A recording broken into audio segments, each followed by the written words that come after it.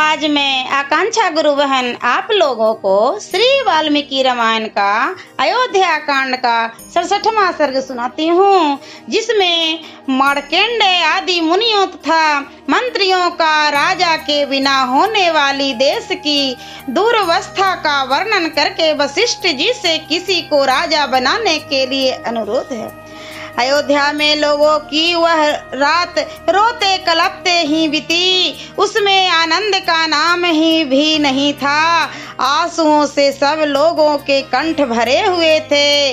दुख के कारण वह रात सबको बड़ी लंबी प्रतीत हुई थी। जब रात बीत गई और सूर्योदय हुआ, तब राज्य का प्रबंध करने वाले ब्राह्मण लोग एकत्र हो दरबार में आए।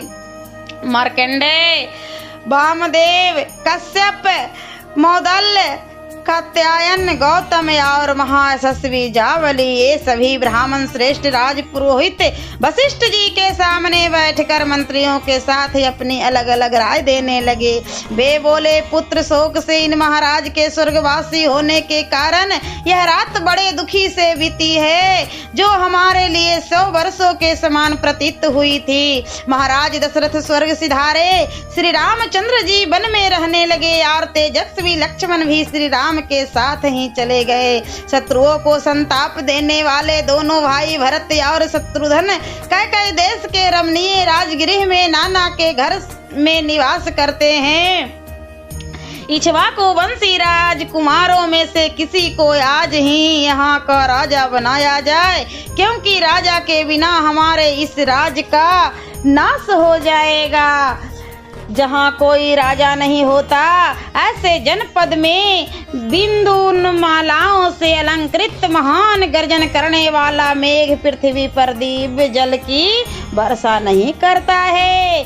जिन जनपद में कोई राजा नहीं, वहाँ के खेतों में मुट्ठी के मुट्ठी बीज नहीं बिखेरे जाते। राजा से रहित देश में पुत्र पिता और स्त्री पति के बस में नहीं रहती। राजहीन देश में धन अपना नहीं होता। बिना राजा के राज में पत्नी भी अपनी नहीं रह पाती है। राजा रहित देश में यह महान भय बना रहता है, जब वहाँ पति पत्नी आदि का सत्य संबंध नहीं रह सकता, तब फिर दूसरा कोई सत्य कैसे रह सकता है। बिना राजा के राज में मनुष्य का कोई पंचायत भवन नहीं बनवाते, रमणीय उद्यान का भी निर्माण नहीं करवाते, तथा हर्ष और उत्साह के साथ पुण्य गृह भी नहीं बनवाते हैं। जहाँ कोई राजा नहीं, उस जनपद में स्वभावतः यज्ञ करवाने वाले, दिव्य और कठोर व्रत पालन करने वाले जितेंद्रिय ब्राह्मण उन बड़े बड़े यज्ञों का अनुष्ठान नहीं करते, जिनमें सभी ऋतिज्व और ये सभी यजमान होते हैं। राजा रहित जनपद में कदाचित महायज्ञों का आरंभ हो भी, तो उसमें धन संपन्न ब्राह्मण भी ऋतिज्वों को पर्याप्त दक्षिणा नहीं देते।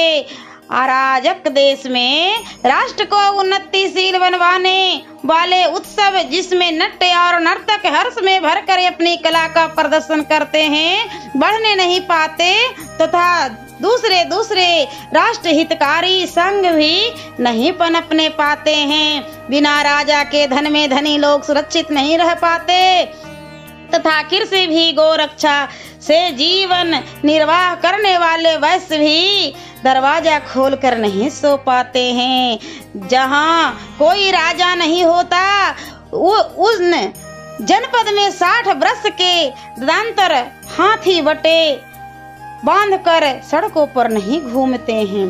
जहाँ राजा अराजकता फैल जाती है, उन जनपद में मन को बस में रखने वाले लोग देवताओं की पूजा के लिए फूल, मिठाई और दक्षिणा की व्यवस्था नहीं कर सकते। जो वेद शास्त्र की तथा अपनी अपनी जाति के लिए नियत वर्णाश्रम की मर्यादा को भंग करने वाले नास्तिक मनुष्य पहले राजदंड से पीड़ित होकर दबे रहते हैं, वे भी अब राजा के न रहने से निशंक हो अपना प्रभुत्व प्रकट करेंगे। जैसे दृष्टि सदा ही शरीर के हित में प्रवृत्त रहती है, उसी प्रकार राजा राज्य के भीतर सत्य और धर्म का प्रवर्तक होता है। राजा ही सत्य और धर्म है, राजा ही कुलवानों का कुल है, राजा ही माता और पिता है और राजा ही मनुष्यों का हित करने वाला है।